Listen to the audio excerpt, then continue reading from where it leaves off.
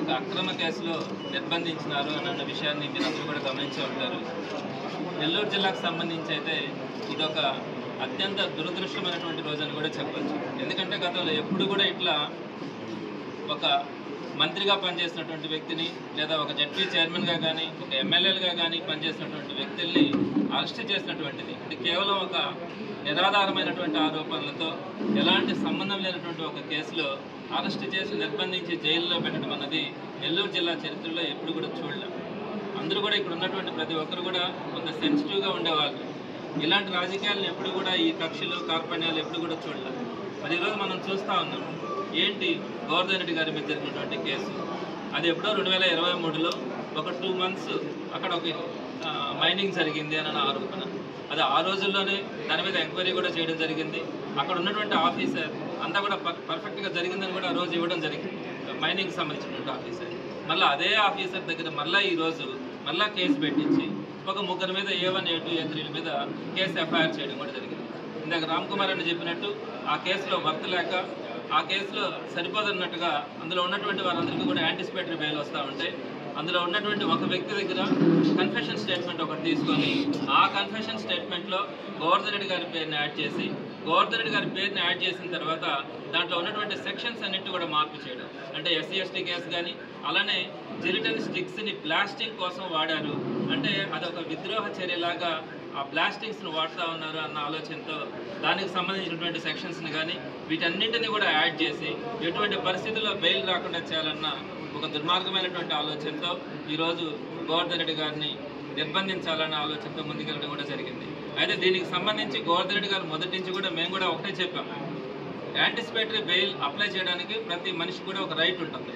So anticipatory bail తీసుకుని విచారణకు రామని మేమేం చెప్పట్లేదు, కానీ విచారణ పేరుతో వీళ్ళు రప్పించి అంటే అక్కడ ఏం లేదు. గోవర్ధన్ రెడ్డి గారు మైనింగ్ చేసింది కానీ గోవర్ధన్ రెడ్డి గారు సంతకం పెట్టి ఆ మైనింగ్ పర్మిషన్స్ ఇవ్వడం కానీ ఇలాంటి ఏ విధమైనటువంటి గోవర్ధన్ రెడ్డి గారికి సంబంధం లేదు. కేవలం గోవర్ధన్ రెడ్డి గారు ఆ రోజు అక్కడ ఒక ఎమ్మెల్యేగా మాత్రమే ఉన్నారు. ఆ ఎమ్మెల్యేగా ఉన్నప్పుడు ఆ నియోజకవర్గ పరిధిలో ఒక మైనింగ్ జరిగింది అని అనేది వీళ్ళు చేసినటువంటి ఆరోపణ. అంత మాత్రాన ఆ ఎమ్మెల్యేని అరెస్ట్ చేయాలంటే అది పాసిబుల్ అయ్యేటువంటి అంశం కాదు. సో ఇట్లాంటి పరిస్థితుల్లో గోవర్ధన్ రెడ్డి గారిని అరెస్ట్ చేయడానికి ఈ కన్ఫెషన్ స్టేట్మెంట్ని బేస్ చేసుకొని చేయడం అంటే మేము అందరూ కూడా నాయకులందరూ కూడా వైఎస్ఆర్సీపీ నాయకులందరూ కూడా చెప్పింది ఏంటంటే యాంటిసిపేటరీ బెయిల్కి అప్లై చేసే ఒక రైట్ ఉంది, దాని ప్రొవిజన్ తీసుకుంటాము, అంతేగాని విచారణకు హాజరు కావని చెప్పలే. ఈ అధికారులందరికీ కూడా విచారణ పేరు మీద పిలిపించి వీరందరూ గోవర్ధన్ రెడ్డి గారిని నిర్బంధించాలా, రిమాండ్కి తీసుకోవాలన్న ఆలోచనతో ఈ పోలీస్ అధికారులు ముందుకెళ్ళడం కూడా జరిగింది.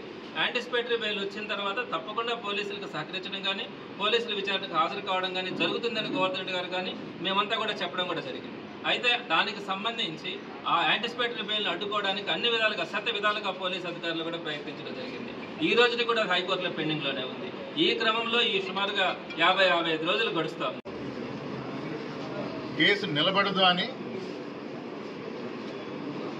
అదనంగా వేరే కేసులు అవి కూడా నిలబడవు, తప్పుడు కేసులు పెట్టడం జరిగింది గోవర్ధన్ రెడ్డి గారి మీద. నెల్లూరు జిల్లాలో వైఎస్ఆర్ కాంగ్రెస్ పార్టీ నాయకులు అందరం కూడా ప్రెస్ ద్వారా తెలియజేశాం ఈ విధంగా తప్పుడు కేసులు పెడుతున్నారు అని. నిన్న అదుపులోకి తీసుకున్నామన్నారు, ప్రెస్కి ఒక స్టేట్మెంట్ ఇవ్వాలి. ఎక్కడున్నారో తెలియదు. గూడూరు కోర్టులో జడ్జి గారు లీవ్ మీద ఉన్నారని చెప్పి వెంకటగిరి కోర్టుకు తీసుకురావాలన్నారు.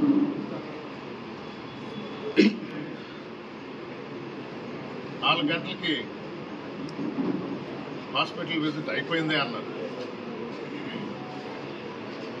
కాలయాపన ఎందుకు చేస్తున్నారు? కొత్తవి సృష్టించుకో, ఇంకొన్ని లేని ఆరోపణలు, సంతకాలు తీసుకోవటం. ఈ ప్రభుత్వం ఈ రెడ్ బుక్ పాలన అన్నారే, అది పరాకాష్ఠకు చేరుతుంది. ఎంత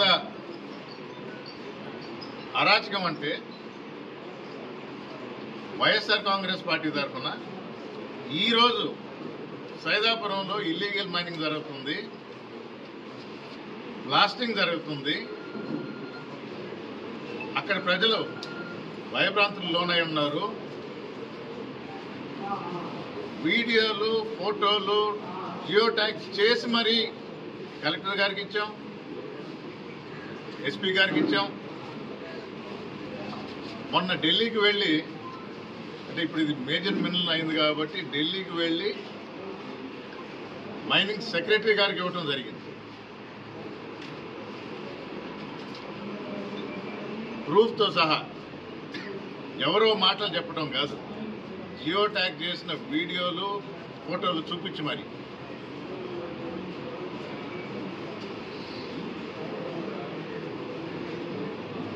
ఆరోపణల మీద గోవర్ధన్ రెడ్డి గారిని అరెస్ట్ చేస్తారు. ఈరోజు జరుగుతున్న వాస్తవాలు తెలియజేస్తే పట్టించుకోవటం లేదు.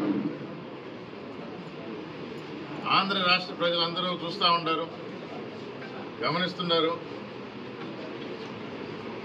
మా మీద, మా నాయకుల మీద, మా క్యాడర్ మీద ఇలాంటి తప్పుడు కేసులు ఎన్నో పెడతా ఉండరు, ఇబ్బందులు చేస్తూ ఉండరు. తెలుగుదేశం ప్రభుత్వం తగిన మూల్యం చెల్లించుకోక తప్పదు.